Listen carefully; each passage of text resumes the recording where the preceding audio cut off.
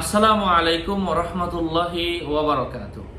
আজকে আমরা আল্লাহ তাআলা ছাড়া অন্য কারো ইবাদত করতে দেখলে কি হয়, উপাসনা করতে দেখলে কি হয়, এই বিষয়গুলো নিয়ে, এই স্বপ্নের বিষয়গুলো নিয়ে আজকে আমরা এই ভিডিওতে আলোচনা করব ইনশাআল্লাহ। আলোচনা বুঝতে সাথেই থাকবেন। এখনো যারা চ্যানেলটি সাবস্ক্রাইব করেননি, সাবস্ক্রাইব করতে ভুলবেন না। তাছাড়া আমি তো একটা কথা প্রত্যেক ভিডিওতে বলেই দিই, ভেরিফাই চ্যানেলের ডিসক্রিপশন বক্সে ক্লিক করলেই পেজ এবং আইডি আসবে। এটা ছাড়া আলাদা অন্য কোনো পেজ নেই, আইডি নেই, ইমো নেই, হোয়াটসঅ্যাপ নেই, টিকটক নেই। নাম ছবি দেখে বিভ্রান্ত হওয়া যাবে না। প্রত্যেক ভিডিওতেই সাবধান করি, সতর্ক করি। সম্মানিত প্রিয় উপস্থিতবৃন্দ,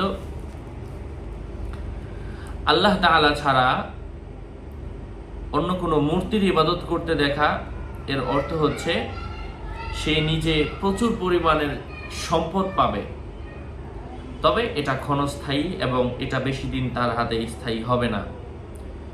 কেউ বলেছেন এই ব্যক্তি এই স্বপ্ন দেখা ধর্মের ব্যাপারে অমনোযোগী হওয়ার সম্ভাবনা রয়েছে, অর্থাৎ সে যে ধর্মের মধ্যেই থাকুক না কেন ওই ধর্মের মধ্যে তার অমনোযোগিতার পূর্বাভাস।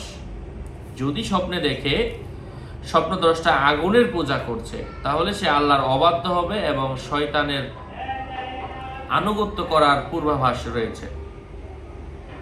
হ্যাঁ, যদি কোনো মানুষ স্বপ্নে দেখে যে সে নিজে কোনো আগুনের ধোঁয়া স্ফুলিঙ্গ তার সামনে এবং সে ওটার ইবাদত করছে, এর অর্থ হচ্ছে সে নিজে অতিরিক্ত চাপে এবং ক্লান্তিতে পড়ার সম্ভাবনা রয়েছে।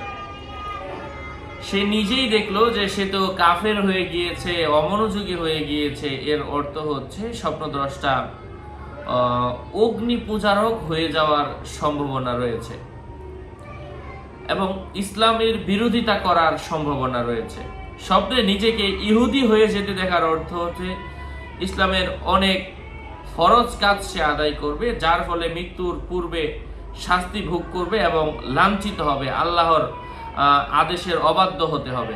যদি কেউ স্বপ্ন দেখে তাকে ইহুদি ডাকা হচ্ছে, তখন শরীরে তাকে ইহুদি ডাকা হচ্ছে এবং তার শরীরের মধ্যে ইহুদিদের পোশাক ছিল, এর অর্থ হচ্ছে আল্লাহ তাআলার রহমে তাদেরকে সচ্ছলতা দান করা হবে।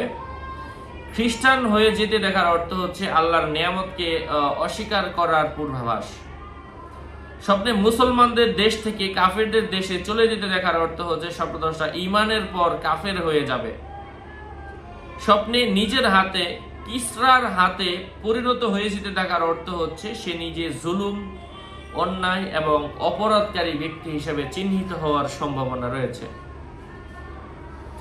নিজের হাত পূর্বের হাতের মতো, নিজের হাত কোনো বিধর্মী কোনো ব্যক্তি অথবা পুরোহিত কোনো ব্যক্তির হাতের মতো হয়ে যেতে দেখার অর্থ হচ্ছে তার মাধ্যমে মানুষের ক্ষতি সাধন হওয়ার সম্ভাবনা রয়েছে। স্বপ্নে নিজে নিজেই যদি কারো উপর জুলুম অত্যাচার করতে দেখে, এর অর্থ হচ্ছে সে নিজে ধর্মের কথা অমান্য করে মানুষের ক্ষতি সাধন করবে। স্বপ্নে কুফরি করতে দেখার অর্থ কুফরি দেখা ধনী উদ্দেশ্য হবে। দলিল হলো আল্লাহ তাআলার বাণী, কাল্লা ইন্নাল ইনসানা লা ইয়াতগা, নিঃসন্দেহে মানুষ সীমা লঙ্ঘন করে এই কারণে যে সে নিজেকে অভাব মুক্ত মনে করে। আবার কখনো জুলুমের অর্থ বহন করে, এটা আমি আগেও বলেছি। ওয়াল কাফিরুনা হুমুজ জালিমুন, যারা প্রকৃতপক্ষে কুফরি করে অর্থাৎ ইসলাম ছাড়া যে ধর্মই মানে না কেন, এর অর্থ হচ্ছে সে নিজে কুফরি করবে। আল্লাহ পাক বলেন, আল-ইয়াউমা আকমালতু লাকুম দীনাকুম ওয়া আতমামতু আলাইকুম নি'মাতি ওয়া রাদিতু লাকুমুল ইসলামা দীনা, ইসলামকে পরিপূর্ণ কামেলে ধর্ম হিসাবে আমি কবুল করলাম। এর বাইরে যা আছে সেগুলো কি অত্যাচার, খারাপ এমন কিছু, মানে ইসলাম ছাড়া অন্য যে কোনো ধর্ম ওটাই বাতিল। কখনো এমনও ব্যাখ্যা হয়ে থাকে সে কোনো রোগে আক্রান্ত হবে। দলিল হচ্ছে আল্লাহ পাক বলেন, ইন্নাল্লাযীনা কাফারু সাওয়াউন আলাইহিম আনযারতাহুম আম লাম তুনজিরহুম লা ইউমিনুন। ৭১ নম্বর সূরা আল বাকারার ৬ নম্বর আয়াতের মধ্যে রয়েছে, আপনি কাফেরদেরকে ভীতি প্রদর্শন করুন আর নাই করুন, এটা সমান, তারা কখনোই ঈমান আনবে না। কোনো বৃদ্ধ কোনো কাফেরকে দেখার অর্থ হচ্ছে প্রকাশ্য কোনো শত্রুর আলামত বুঝতে হবে।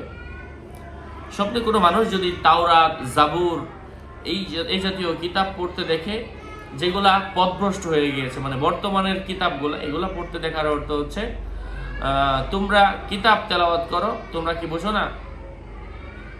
এর অর্থ হচ্ছে, এটা হচ্ছে কোরআনের আয়াত, সূরা বাকারার 44 নম্বর আয়াতের মধ্যে বলা হয়েছে। এর অর্থ হচ্ছে ভ্রান্ত কোনো মতবাদ অনুসরণ করার সম্ভাবনা। কারণ ইহুদিরা বিধর্মীরা তারা এই কিতাবকে পরিবর্তন করে ফেলেছে।